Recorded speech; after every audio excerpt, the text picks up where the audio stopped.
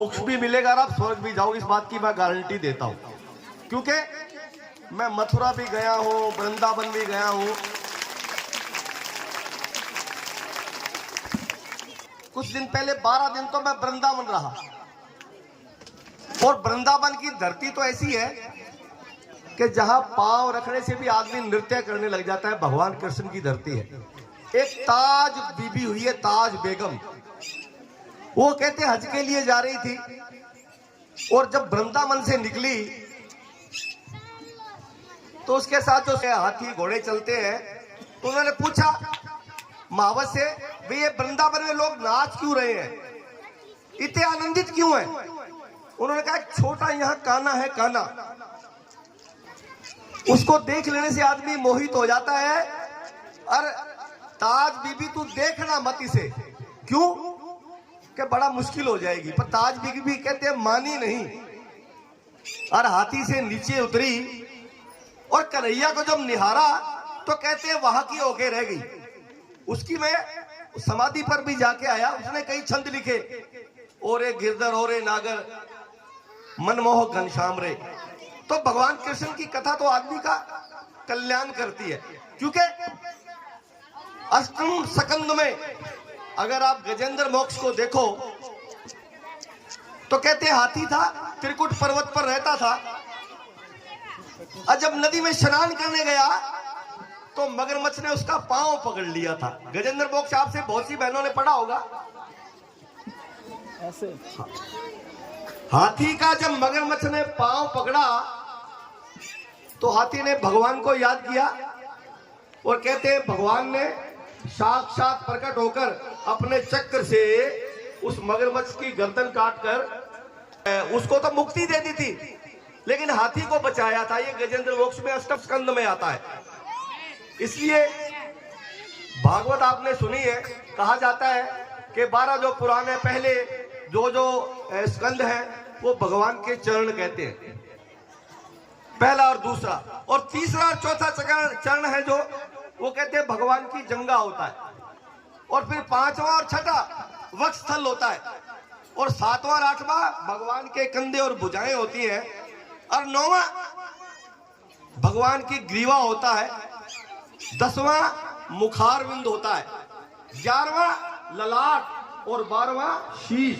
ये पूरा भगवान का शरीर का वर्णन है 12 के 12 स्कंदों में। मैं एक निवेदन और करना चाहता हूं कि अभी पूरे देश में वीर बाल दिवस चल रहा है। मैं माताओं बहनों बच्चों को बताना चाहता हूं, इस देश में वर्षों तक जवाहरलाल नेहरू के जन्मदिन पर बाल दिवस मनाया जाता रहा, लेकिन 10वीं पातशाही श्री गुरु गोविंद सिंह जी के 4 साहबजादों ने देश धर्म की रक्षा के लिए अपनी कुर्बानी दी थी। 2 बड़े बेटे थे, अजीत सिंह और जुझार सिंह, जो चमकौर के युद्ध में शहीद हो गए थे, और तो छोटे थे, एक 9 साल का और एक 7 साल का।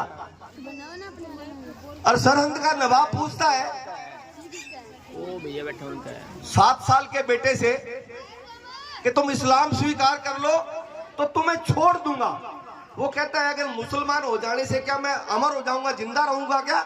उसने कहा नहीं, मरना तो पड़ेगा। उसने कहा मैं मेरे धर्म में रहकर मरना ज्यादा पसंद करूंगा। और देखो, जब छोटे बच्चे के सिर पर ईंट रखे जाने लगी, उसको दीवार में चुनने का हुक्म दिया था, तो बड़ा भाई रोने लग गया। तो उसने पूछा भैया तू रोता क्यों है? उसने कहा तेरे से पहले दुनिया में मैं आया। तो 9 साल का भाई कहता है सबसे पहले देश धर्म के लिए तू कुर्बान हो रहा है। तो उसके लिए 4 लाइन, आपको पंजाबी समझ आती है बहनों? ओ वाटा लम्मिया ते रस्ता पहाड़ दा, तुरे जांदे गुरां दे लाल जी, सरसा नदी ते भी छोड़ा पै गया, उस वेले दा सुन लो हाल जी, उस वेले दा सुन लो हाल जी।